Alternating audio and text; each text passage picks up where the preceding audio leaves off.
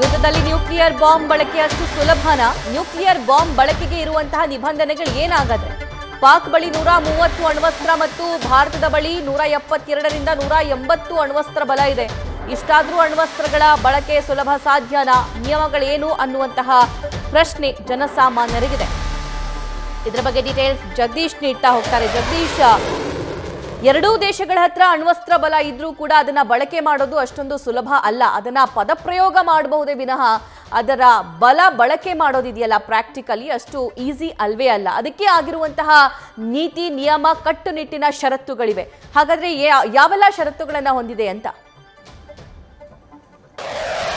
ಸಭಾ ಈಗಾಗಲೇ ಪಾಕಿಸ್ತಾನ ಪದೇ ಪದೇ ಪಾಕಿಸ್ತಾನದ ಸಚಿವರುಗಳು ಒಂದು ಸ್ಟೇಟ್ಮೆಂಟ್ ಅನ್ನು ಕೊಡ್ತಿದ್ದಾರೆ.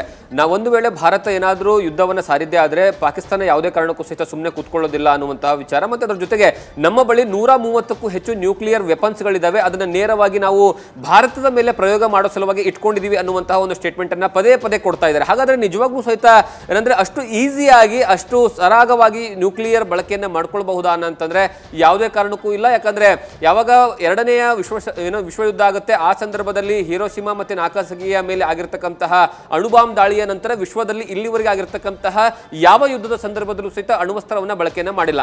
ಯಾಕೆ ಅಣುವಸ್ತ್ರವನ್ನ ಬಳಕೆ ಮಾಡಿಲ್ಲ ಮತ್ತೆ ಯಾಕೆ ಅದರ ಮೇಲಿರುವಂತಹ ನಿಬಂಧನೆಗಳೇನು ಅಂತಂದ್ರೆ, ಮತ್ತೆ ಅದರ ಜೊತೆಗೆ ಒಂದು ವೇಳೆ ಬಳಕೆ ಮಾಡಿದ್ದೇ ಆದ್ರೆ ಅದಾದ ಮೇಲೆ ಆಗುವಂತಹ ಎಫೆಕ್ಟ್ಗಳೇನು ರಾಜತಾಂತ್ರಿಕವಾಗಿ ಅಂತ ನೋಡ್ತಾ ಹೋದ್ರೆ, ಅಣುವಸ್ತ್ರ ಬಳಕೆಗೆ ಭಾರತದ ಸಿದ್ಧಾಂತದ ಪ್ರಕಾರ ನೋ ಫಸ್ಟ್ ಯೂಸ್ ಅನ್ನುವಂತಹ ಒಂದು ಒಪ್ಪಂದವನ್ನ ಮಾಡ್ಕೊಂಡಿದೀವಿ ನಾವು. ಅಂದ್ರೆ ಯಾವುದೇ ಕಾರಣಕ್ಕೂ ಸಹಿತ ಮೊದಲು ಭಾರತ ಅಣುವಸ್ತ್ರವನ್ನ ಪ್ರಯೋಗವನ್ನ ಮಾಡೋದಿಲ್ಲ. ನೋ ಫಸ್ಟ್ ಯೂಸ್, ನಾವು ಯಾವುದೇ ಕಾರಣಕ್ಕೂ ಮೊದಲು ದಾಳಿಯನ್ನ ಮಾಡೋದಿಲ್ಲ.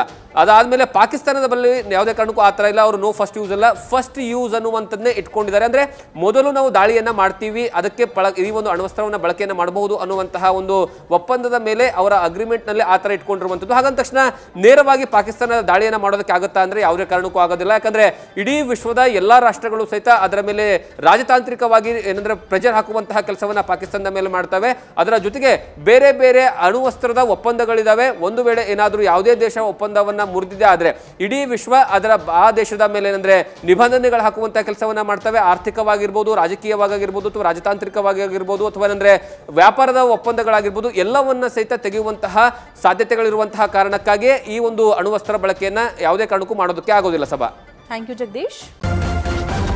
ನ್ಯೂಸ್ ಫಸ್ಟ್ ನಿರ್ಭೀತಿಯಿಂದ ನಿಮ್ಮ ಪರವಾಗಿ.